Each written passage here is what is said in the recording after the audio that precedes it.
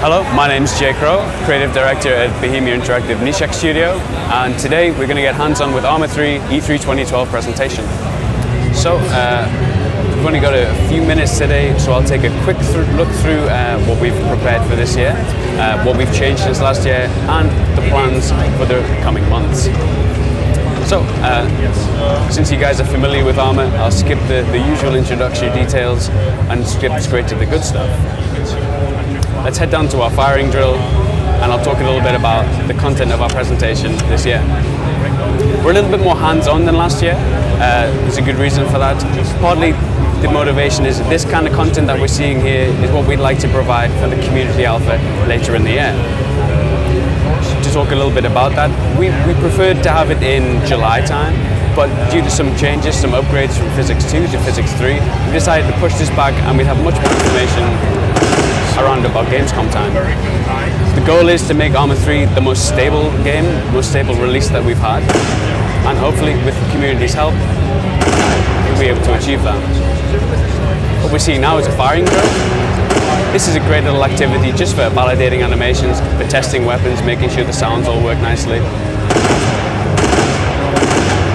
It's a nice little challenge too. Okay, so let's jump into the presentation proper now and see some of our standout new features.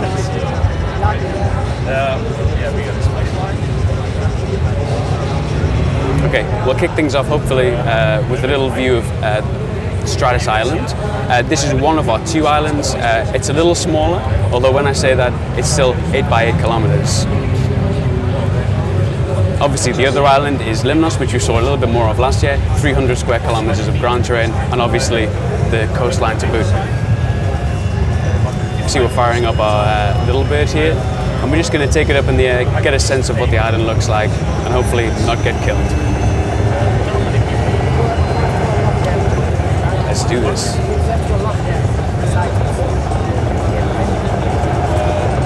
So again, the lighting, the volumetric clouds, it's looking a lot better. Obviously, Take on Helicopters last year helped us add a lot of these nice new features, and we're happy with the progress we're making so far. We can maybe switch to some of our rockets. Get a sense of a little more powerful sounds than maybe we've had in the past. I will try not to get sniped here by this.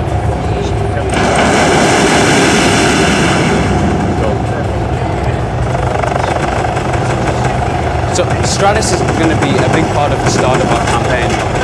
The campaign is going to be divided into 3 parts, and stage 1, based on Stratus, it's a little smaller. You know, you can get used to how to handle the rifles, how to navigate around the terrain, and before we dump you onto Limnos in stage 2 or 3. Okay, let's quickly switch out to some vehicles, and hopefully we can get an idea of what other improvements we've made. The kind of vehicles we can show here are the submersibles, and obviously we can talk about our new underwater environment. A lot of work goes into this. Almost all of the development team managed to have some input in here in one way or another. We've got the environment artists making a completely new, different kind of terrain, which gives people, you know, a bit more tactical freedom. We can go in the air to our objective, or we can go around underwater as well. Animations work obviously is important for us to get the scuba divers looking good.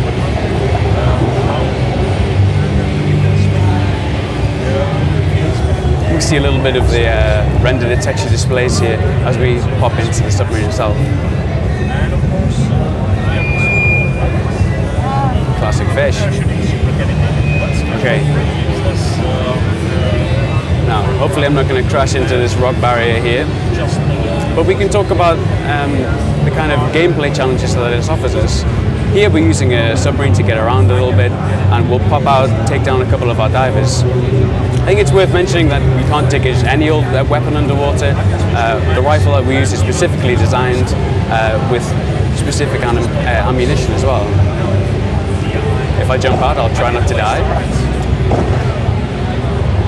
So real. These weapons only have a range here about 30 to 50 meters, but it gives us some gameplay under the water, which is obviously important to us.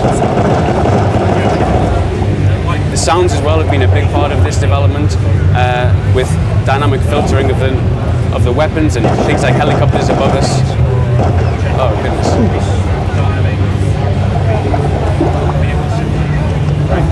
And the kind of gameplay that we can imagine here particularly is disarming the mines, making way for maybe a beachhead invasion or something like that. Okay, let's jump out of this one right now and take a look at a different aspect of ARMA, the vehicles, the new physics-supported driving model, and maybe throw some grenades downrange as well to try and show off some ragdoll.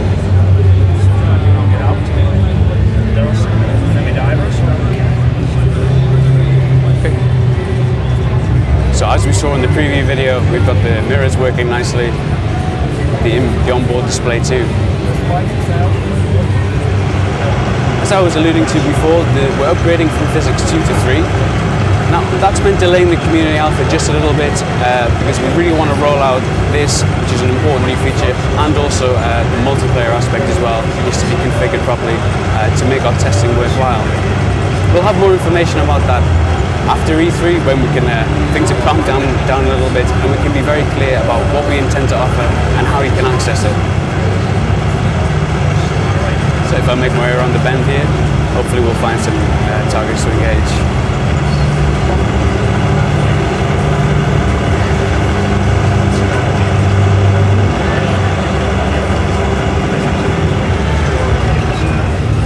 Wow, this is convenient.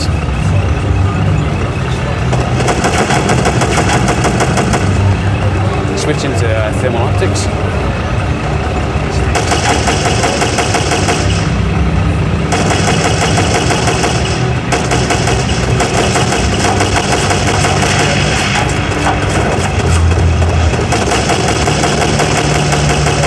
Thermal optics added with Operation Arrowhead, but we hope maybe some people that missed that will be able to enjoy the quite advanced rendering that we have here, taken from our military simulation PBS. Although I should add, improved by our programmers, otherwise you would kill. So we get a nice feeling of the new sounds, a few nice details like the exhaust heat there, the volumetric clouds. Really, ARMA3 is about making the most polished, stable version of the game we've been able to make, and we do that with the support of the biggest development team that we've ever had working on the projects. Okay, I'm going to jump back to Camp Maxwell now and try to wrap things up a little bit. Oh my god, I was so lucky I could hit, but the point was Cool. So, taking one final tour back around, we'll be able to go and see maybe some of the different weapons.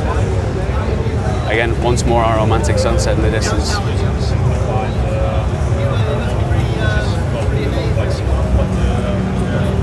Again, we talk about ARMA in terms of its freedom, lots of different weapons, vehicles, helicopters, scuba divers, but this time there's a real focus on the quality of the objects.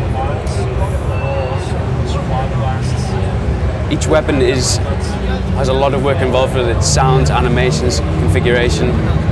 Perhaps it's worth just quickly showing the different kind of things we can do with that. We can take off our sight if we want. If we had a laser or flashlight, we can attach it here as well.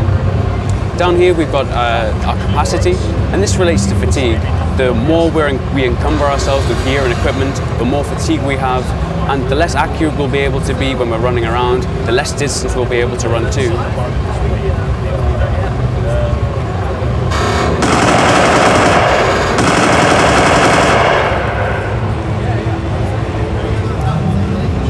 Cool. Well, that's something of a whirlwind tour of our game at the moment. We'll have a lot more information about this after E3 as well. Keep an eye on our website, arma3.com, and of course our regular social channels, Twitter, Facebook and YouTube. Okay, thank you very much guys.